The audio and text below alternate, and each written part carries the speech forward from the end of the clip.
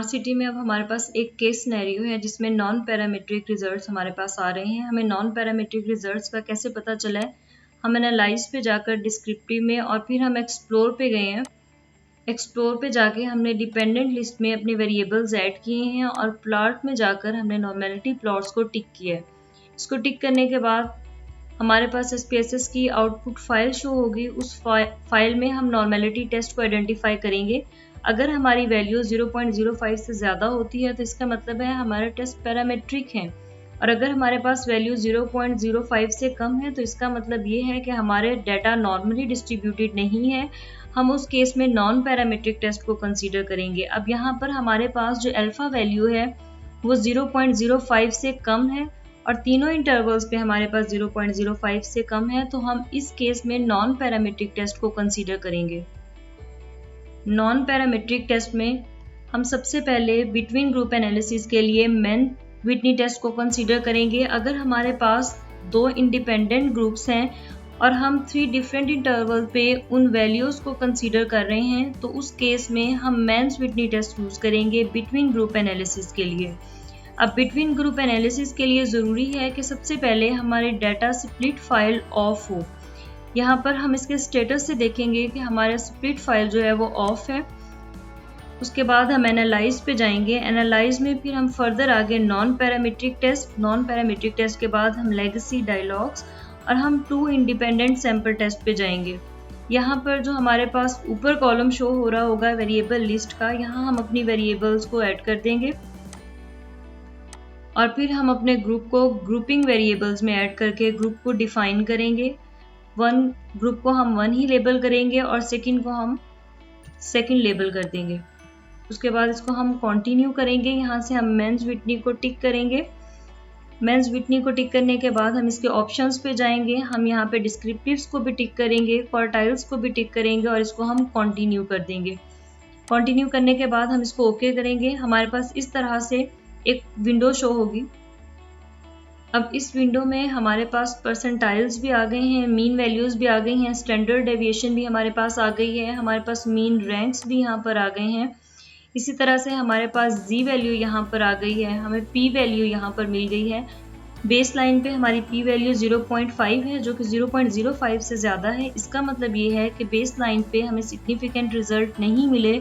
जब हमने उस इंटरवेंशन को 4th वीक तक यूज़ किया तो हमें सिग्निफिकेंट रिजल्ट मिले। हमारी वैल्यू 0.05 से कम आई है। हमने उस इंटरवेंशन को मज़ीद यूज़ किया, हम 8th वीक तक उस इंटरवेंशन को लेके गए तो हमें और ज़्यादा सिग्निफिकेंट रिजल्ट मिले। 0.02 वैल्यू हमारे पास आई है उस केस में। ये हमारे पास नॉन पैरामीट्रिक टेस्ट का फॉर्मेट है। नॉन पैरामीट्रिक टेस्ट में हम मीन स्टैंडर्ड डेविएशन भी ऐड कर सकते हैं, लेकिन प्रेफरेबली नॉन पैरामीट्रिक टेस्ट में हम मीन रैंक यूज़ करते हैं, हम मीडियन और इंटर क्वार्टाइल रेंजेस यूज़ करते हैं, हम जी वैल्यू और पी वैल्यू यूज़ करते हैं। हम अपनी आउटपुट फाइल से जाकर बेसलाइन पे कंट्रोल ग्रुप का मीन रैंक फाइंड कर लेंगे, एक्सपेरिमेंटल ग्रुप का।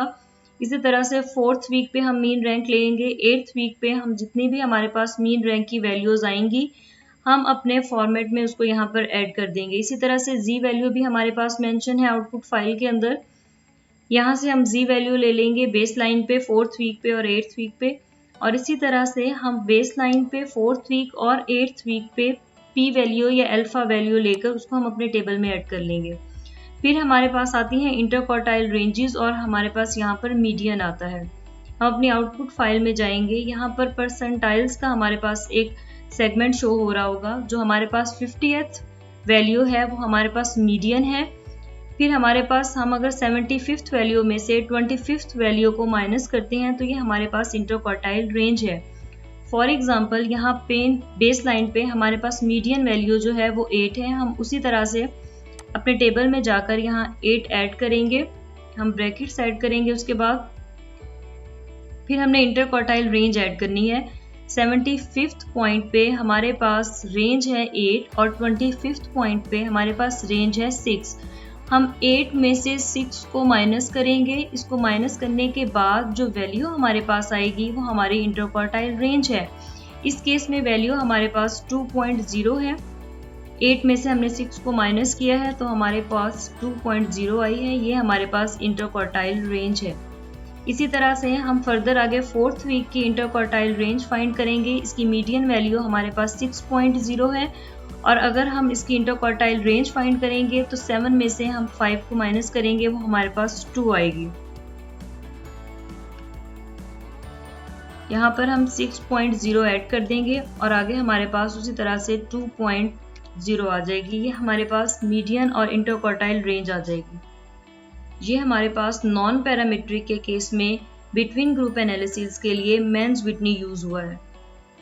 अगर हमने फर्दर इसका ग्राफ बनाना है तो उसी तरह से हम ग्राफ्स में लेगेसी डायलॉग्स बार में जाएंगे, क्लस्टर को हम यहाँ से टिक करेंगे।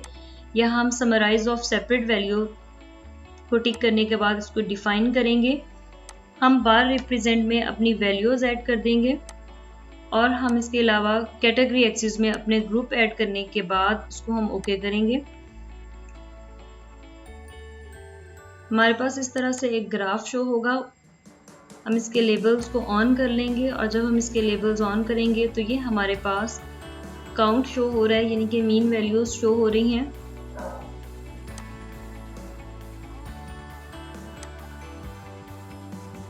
अब अगर हमने मीन डिफरेंस फाइंड करना है तो उसी तरह से हम कंट्रोल की मीन वैल्यू में से एक्सपेरिमेंटल की मीन वैल्यू को एब्स्ट्रैक्ट करेंगे तो हमारे पास मीन डिफरेंस आ जाएगा।